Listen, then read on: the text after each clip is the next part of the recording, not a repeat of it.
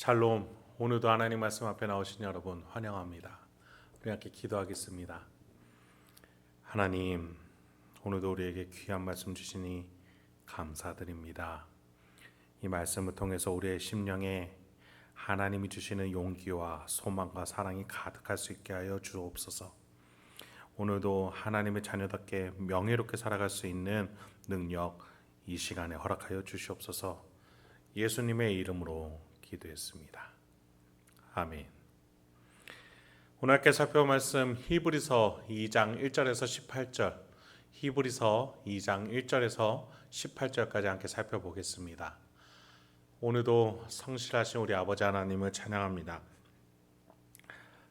지난 시간에 말씀드린 것처럼 히브리서는 우리가 예수를 믿어야 되는 이유에 대해서 말해주고 있습니다. 1장에서 모세와 선지자보다 천사보다 왜 예수가 우월한지에 대해서 유대인들의 입장에서 친숙하게 들을 수 있도록 설명을 해줬죠. 2장에서도 마찬가지입니다. 특히 천사와 동일하게 비교하지만 인간의 입장에서 예수가 왜 인간이 되어야만 했는지, 왜 천사가 하지 못한 일을 예수가 어떻게 인간이 돼서 했는지를 설명하면서 우리 인간이 천사가 전해주는 말보다 예수가 전해준 말, 복음, 그의 인생을 따라야 되는지 오늘 본문이 말해줍니다. 함께 살펴보시죠. 본문이 길기 때문에 주요한 표현들을 중점적으로 보면서 살펴보겠습니다. 1절에서 보니까 들은 것에 유념하여 흘려 떠내려 가지 않도록 가자라고 말해요. 1장에서 살핀 그 예수의 고귀함, 그 우월성에 대해서 결코 우리가 무시해서는 안 된다 말하는 것이죠. 3절에서 특히 천사로부터 주어진 말씀에 불순종해도 벌을 받는데 더 확실한 예수라는 그 말씀, 복음, 구원을 우리가 등한시한다면 큰 벌을 받을 것이다 라고 주의를 줍니다.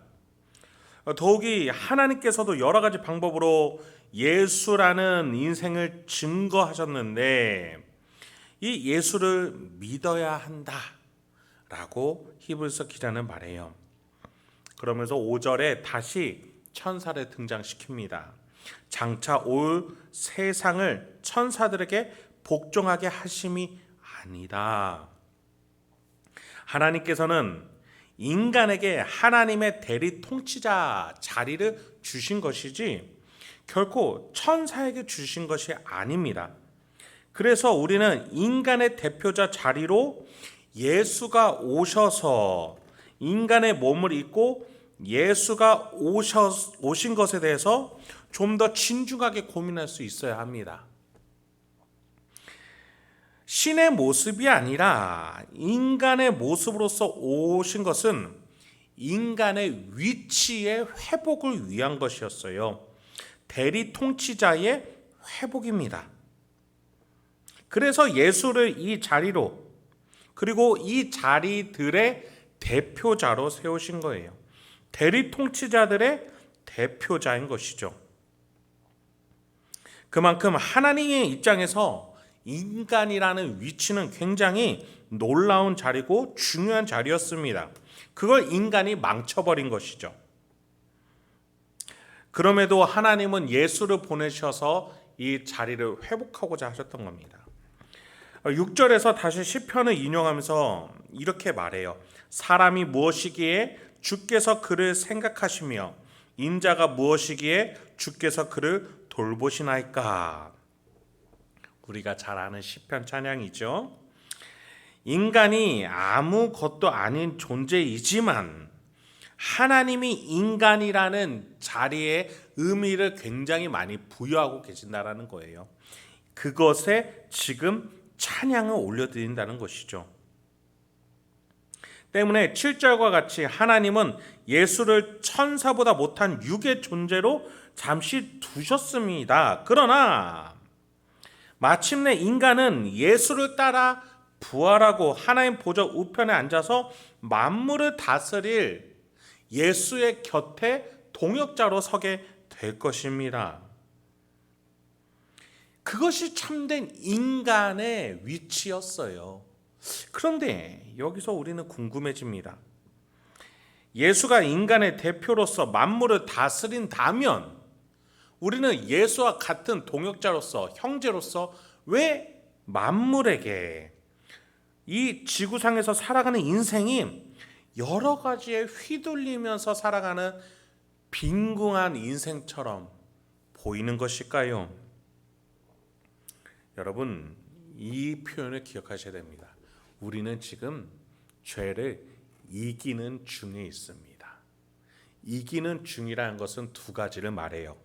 첫째, 우리는 마침내 그 승리를 종결시킬 겁니다.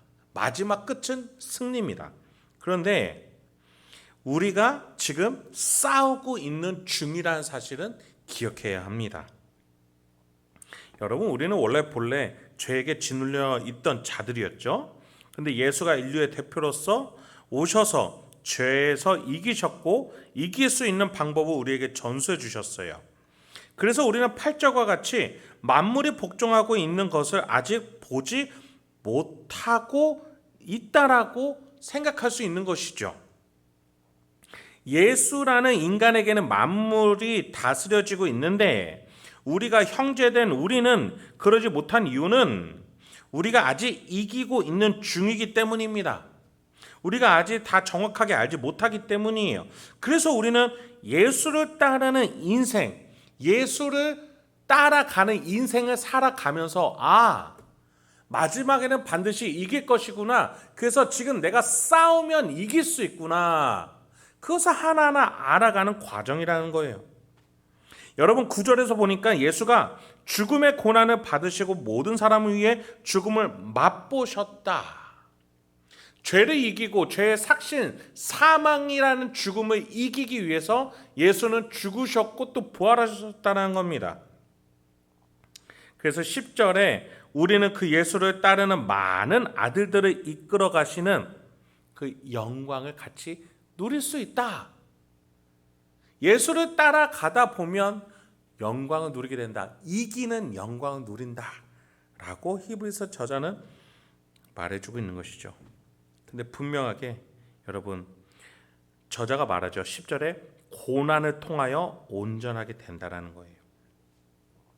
고난을 받는 중이니 우리 눈에는 아직도 내가 패배하는 것처럼 느껴져요.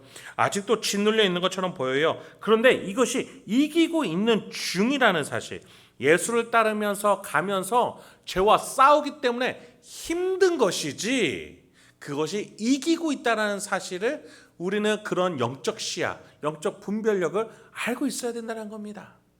우리는 죄에게 짓눌리고 있는 게 아니에요. 죄와 싸우고 있는 거예요. 그런데 우리가 영적 시야가 부족해서 그것이 이기고 있음을 모른다는 것입니다.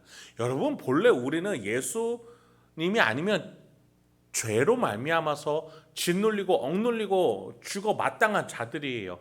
그런데 우리가 죄를 몰아내며 악한 영을 몰아내고 우리 안에 사망아 내가 무엇이냐라고 외칠 수 있는 이유는, 부활의 소망을 바라보면서 믿음 생활을 해나갈 수 있는 이유는 우리가 이기고 있기 때문에 가능하다는 것입니다. 그래요, 여러분. 말씀을 읽으면서 지금 은혜를 받는 것이 죄와 싸우는 겁니다.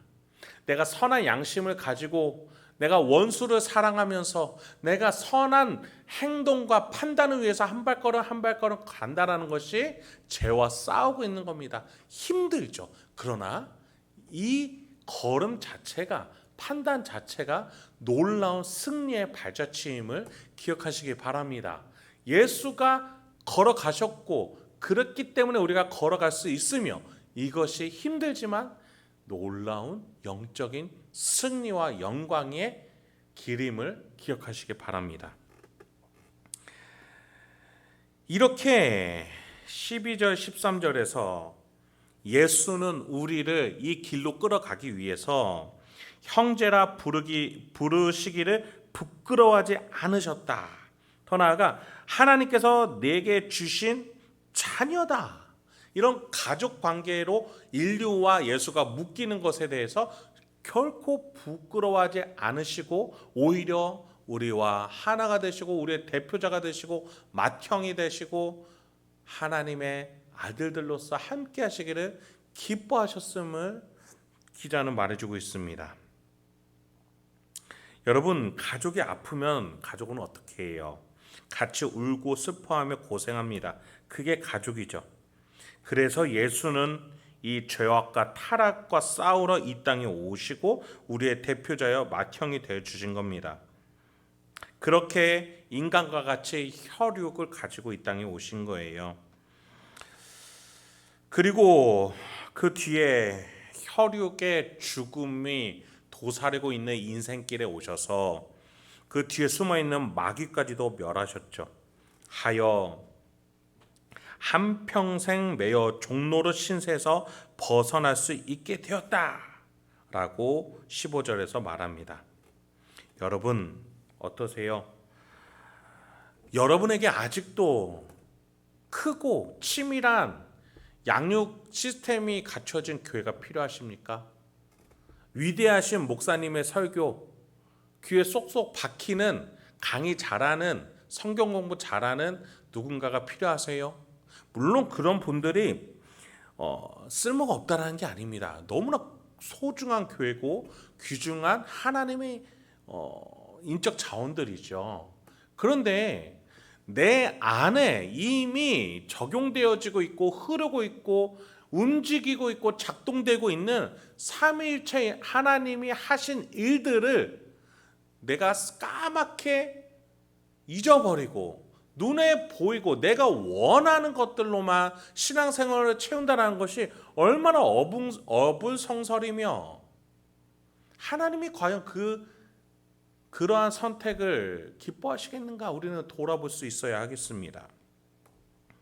여러분, 우리의 예수가 우리의 맏형이자 리더, 인도자, 특히 대제사장이다라고 말해주고 있습니다. 마지막으로 저자는 2장을 마무리 지면서 18절을 이렇게 말해주고 있어요. 그가 시험을 받아 고난을 당하셨은즉 시험 받는 자들을 능히 도우실 수 있느니라. 아멘. 여러분, 오늘도 우리가 예수를 왜 믿어야 되는가? 특히 인간의 위치로 오신 예수에 대해서, 그 인생에 대해서 우리가 왜 따라야 되는가를 함께 살펴봤습니다. 이 말씀을 묵상하시면서 내가 어떠한 예수를 그리고 있었고 어떠한 예수를 믿고 있었는지 되돌아보면서 내가 믿는 그 예수를 좀 더 알아가면서 예수를 생각하면서 내가 오늘 하루 나에게 맡겨진 삶의 방향과 선택과 행동에 있어서 예수님과 함께 명예로운 승리의 삶으로 나아가실 수 있는 저와 여러분이 되길 소망합니다. 함께 기도하겠습니다. 하나님, 오늘도 우리에게 귀한 말씀 주시니 감사합니다. 이 말씀을 통해서 오늘도 내가 예수를 깊이 생각하며 예수를 왜 믿어야 되는지 또 어떻게 믿어야 되는지 다시 한번 깨달아지게 하여 주시옵소서. 그 예수를 따라 명예로운 선택과 언행으로 오늘도 살아가게 하소서. 예수님의 이름으로 기도했습니다. 아멘.